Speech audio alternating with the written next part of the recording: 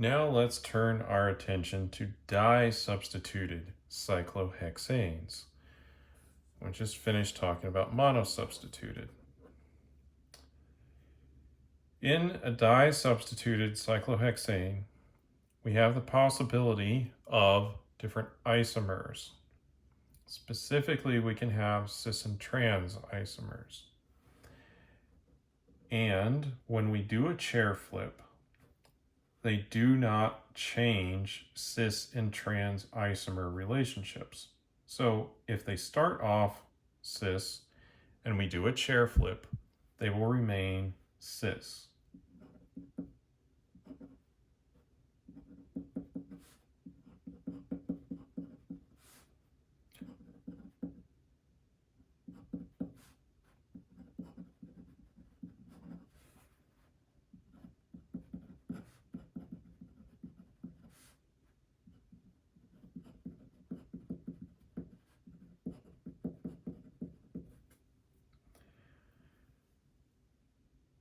So it's important to see cis and trans relationships a few different ways.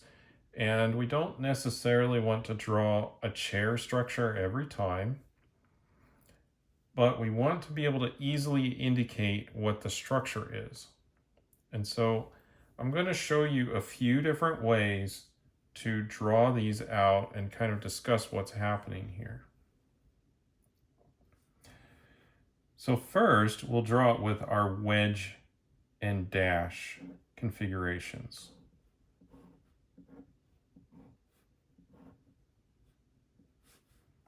So let's go with cis first. Both of these substituents will be on the same side.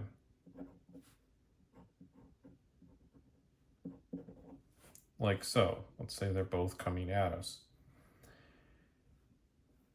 There is another way to draw these.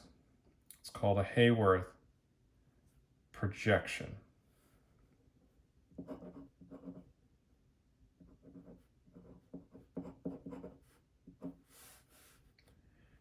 And what you do is you turn the ring on its side and you draw it relatively flat.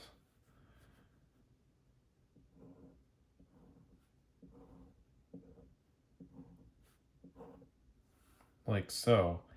And then for a cis configuration, you draw them on the same side of the ring. So since I kind of drew these both facing up, we'll draw those both facing up. What does that look like on an actual model? So I have a model here of a cyclohexane, and I put two different groups on it. And in this case, it is the cis configuration. And it looks a little bit different than you maybe were expecting, especially if we're looking at this drawing and saying, oh, this should be pointed straighter up according to this drawing. Yes, Haworth projections are a simplified way of drawing a molecule. But this is the cis configuration. And you can tell that because this group is facing slightly up. And this one's also up. You have to spend a little bit of time kind of looking at these. But especially if you're looking down the bond, like if we were to draw our Newman projection, you can see they're really on the same side of the molecule. So with that in mind, I'm going to draw kind of a chair configuration and how we would kind of perceive that.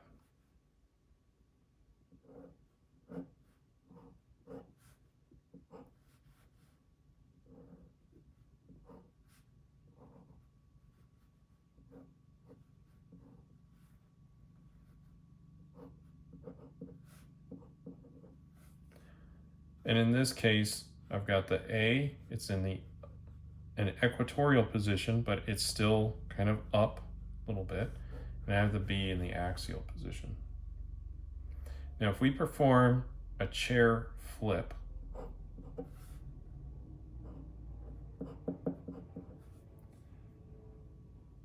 then we would reorient all of these.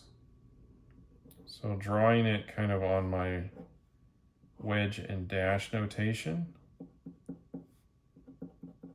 I would move both of these into the dash. I could redraw my Hayworth projection.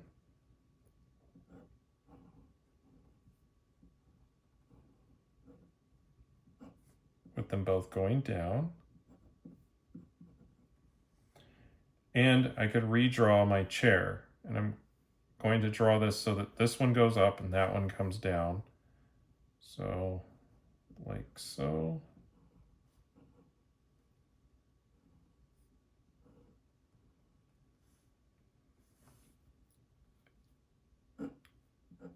And now the A will be kind of up, and the B will be in the equatorial position. And this is still a cis configuration.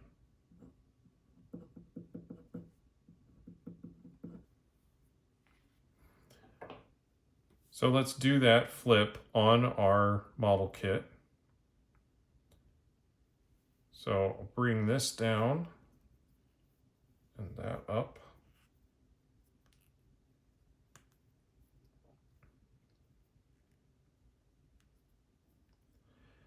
And then you can see that this group has moved down some into an equatorial position, but it's still in the up equatorial position. It's still going a little bit up. And this is now in the axial position, the A, which used to be the equatorial.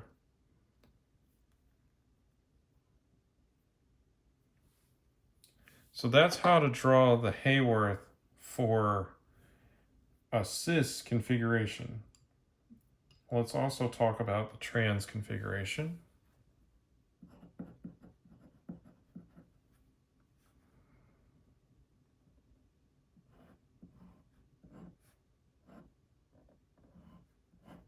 So in this case, they're on opposite sides of the molecular substituents. And to draw that as in a Hayworth projection,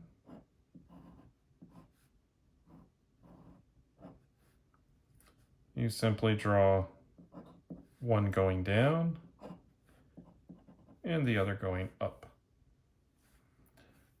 And in a chair configuration,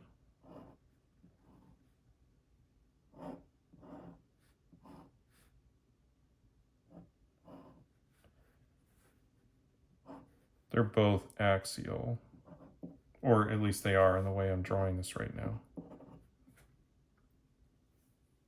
If we were to do a flip,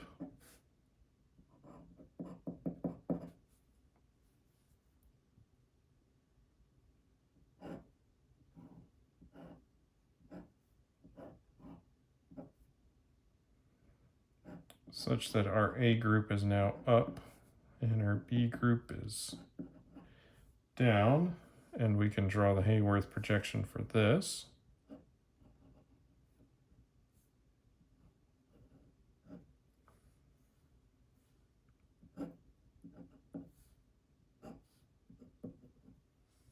Like so. And then we can also draw our chair configuration. I mean, all of these are trying to represent the same thing,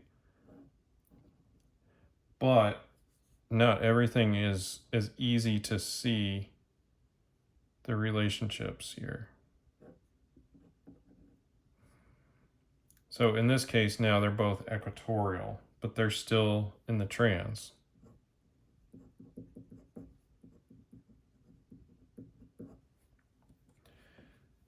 So I'll just reconfigure my model kit into the trans configuration.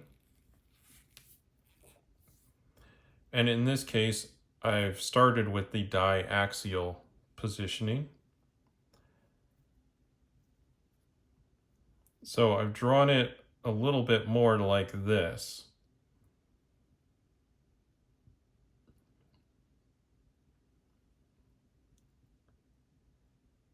Now, this would possibly not be the right configuration for the lowest energy because they're both in the axial positions, and axial positions are generally less favored for larger substituents. So let's do a chair flip on this.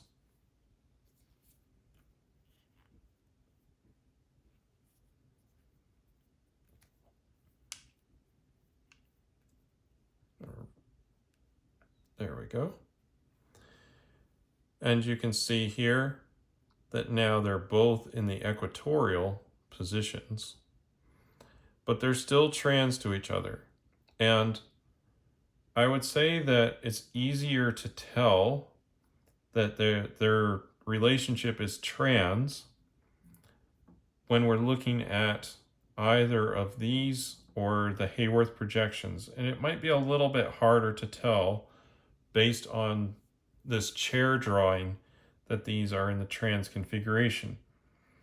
That's one of the things that's maybe a little bit confusing about this type of ring system, what it actually looks like, especially in a cyclohexane when they're in a trans configuration.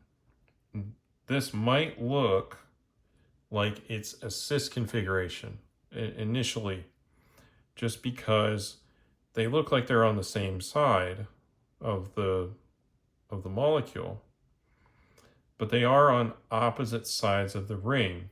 This one's going down, that one's going up. And so when you do the chair flip, they will be on opposite sides of the ring in these positions. It's something that playing around with a model kit can definitely help with. Now, in the previous video, when we talked about monosubstituted cyclohexanes, we also talked about the stability of the axial positions and the equatorial positions.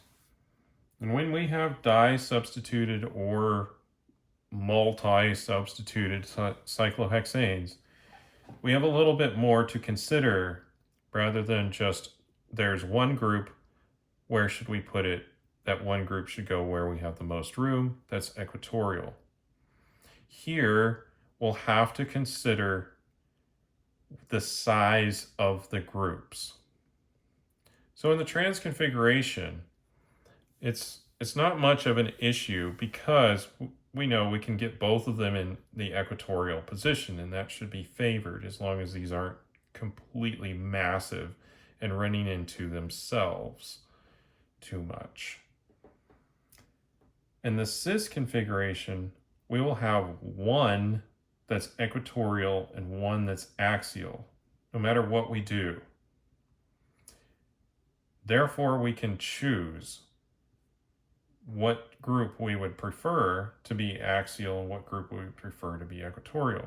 Now, if these are the same, then they're going to share the configuration 50-50 because there's no difference. But if, for example, group B was larger than group A, we would prefer this configuration where B is in the equatorial position. So this is really just drawing when they're 1, 2 to each other, but we could have substitution that's 1, 3 or 1, 4, or we could have even more, like tri-substituted cyclohexanes. And each one of those structures will have to be evaluated based on how many you can get into the equatorial position. And again, this is where a model kit can be helpful. The more that we can get into the equatorial, the more likely that structure is the stable one. So when you're looking at that, that's what to look for stability.